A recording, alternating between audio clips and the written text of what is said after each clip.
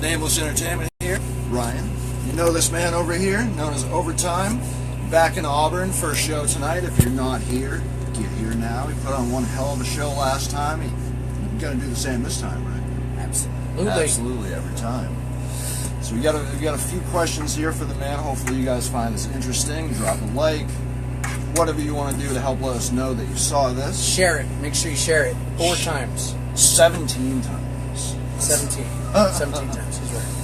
Okay, so the last time we spoke to you was October 9th, 2017. Since then, what have you been up to as an artist? Well, I am working on a new album called United We Stand. Yep. I released a single called Bad Attitude. Awesome It hit song. the charts. Yep. It was incredible, first time ever for me to do that. It didn't live long on the charts, but goddamn it hit the charts. Hey, it went there. That's all that matters. Yeah, we made it happen. It can go back on the charts. We'll see what happens. We'll see what happens when they help the Yep. Okay, for those who aren't familiar with the type of music that you do, how would you describe it to someone who's never heard you? So, I don't personally consider this, but a lot of folks, they'll say I'm like a mixture of Kid Rock meets Yellow Wolf meets Limp Bizkit. There isn't a bad name in that section. So it's like, so it's like country, rock, and hip-hop all in one. It's all infused. I don't really consider it hip-hop like you hear these days, definitely. but I do a little bit of country too, so I guess maybe in a sense 3 or 4 of my songs might be hip-hop, but for the most part, like, it's 70s rock meets today's rap, in my opinion. That's my big influence is 70s rock this way. That's a good way to put it for sure. All right, so most people know, if they know you, know that you're, in essence, an underground artist. You don't have a label pushing you, nothing like that. If you are you trying to break into the mainstream scene? And if you are, how? Answer to that question is no. I have zero desire to be a mainstream artist. Do I want to be successful? Will being successful bring potentially mainstream attention? Possibly. But I'll never do what mainstream artists do.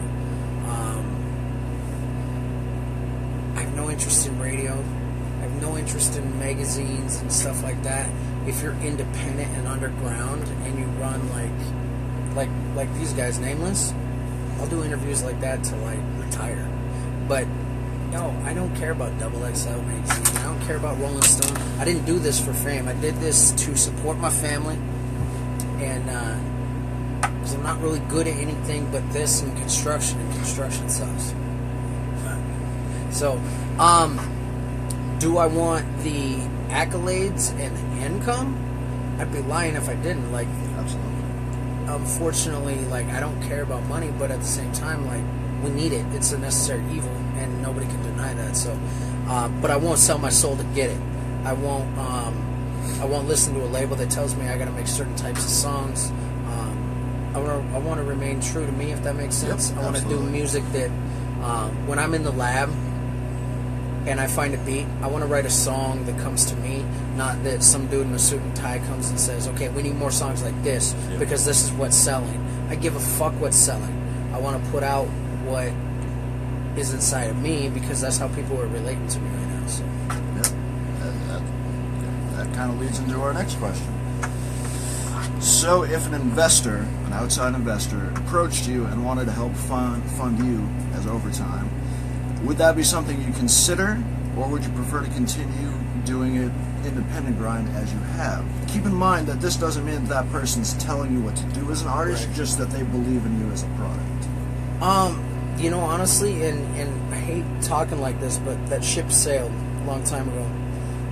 People fucked around, and I had, at the beginning I had lots of people interested in investing, and, it just wasn't the right time for them, and blah, blah, blah.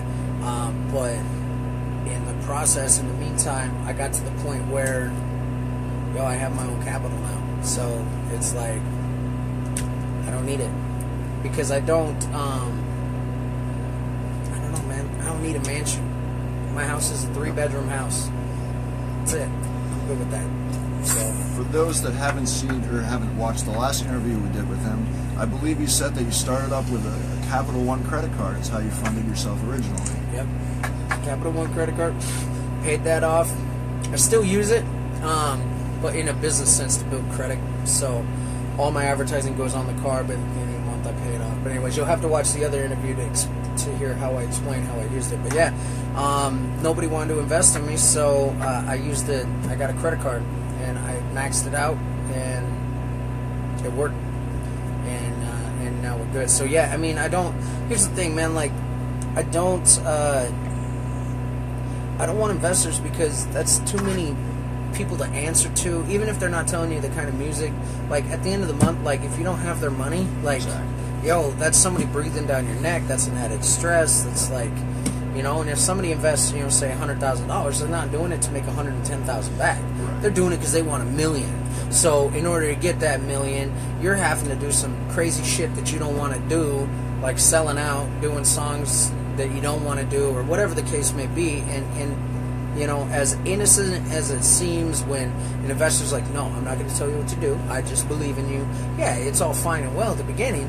And then 6 months later, they're like, yo, you know what I'm saying? I need like, you know, 50 grand back at least by now. And you're like, fuck, I don't got it. And then they're like, okay, well, lawyers are involved now. And then you're fucked. Yep. So fuck all that. Yep. That's my opinion. So needless to say, take it from him himself. Go independent. Do the independent thing. Believe in yourself. Because if you don't believe in yourself, nobody else will. And where are you going with nobody to believe in? Yo, totally true. Totally true. The last one is that we like to throw in a fun question here.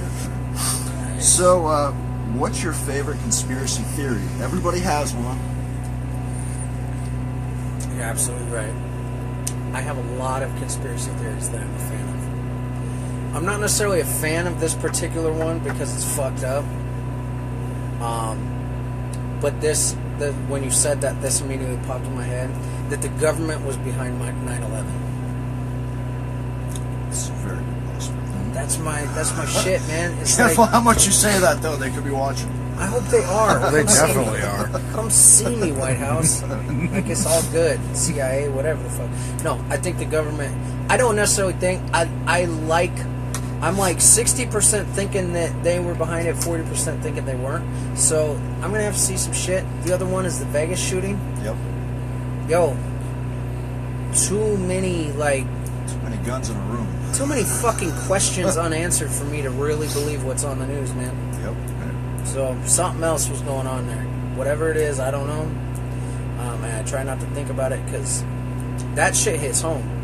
Yep. Because as a performing artist on tour right now, that shit can happen any time. Absolutely.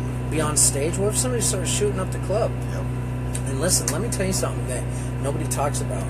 Who was the artist that was on stage? Do you remember? It's like Luke Bryan? I think it was some country artist. Yeah. Some country artist, okay.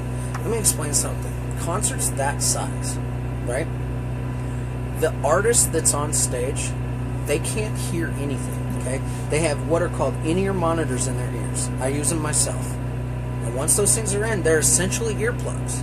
They're like mine are $1,000 in-ear monitors, okay? So you put those in your ear, and all you hear is your voice coming into the microphone, and you hear the backing music, okay? You hear your band playing. That's all you hear. So when those shots rang out, that artist had no idea what the fuck was going on, and he was still singing because he couldn't hear gunshots. All he was hearing was his music and his voice. Trust me on this. He couldn't hear shit. That's really scary. Somebody had to say, yo, let's go, and grab him. He was still singing, seeing people running like, what's going on? He had no idea. Like, this shit's scary. So as a performing artist, like, listen, man, like, that's scary shit. Because you're a big target up there on that stage, too. Yep. Like, especially, you know. Anyways, so those are a couple conspiracy theories. It's like, I'm not really a conspiracy theorist, but we all have one. I was taught to question everything. Absolutely. Gotta question everything, because if you just take fed shit to you, then you're sheep, and I am no sheep. Absolutely. Well, not to end on a bad note, because it's not a bad night. No, it's a great night. Come see this man over at Sapphire in Auburn. I believe it's between 10 and 15 bucks. Yeah, it's like 10. Yeah, it's like $10 or something. 15 for under worth 21. it. Worth it as an artist. Come check him out. You won't be disappointed. Hope to see you there. Ryan, Nameless Entertainment. Overtime. What's up? We're out. Oh, what's up, buddy? How you doing?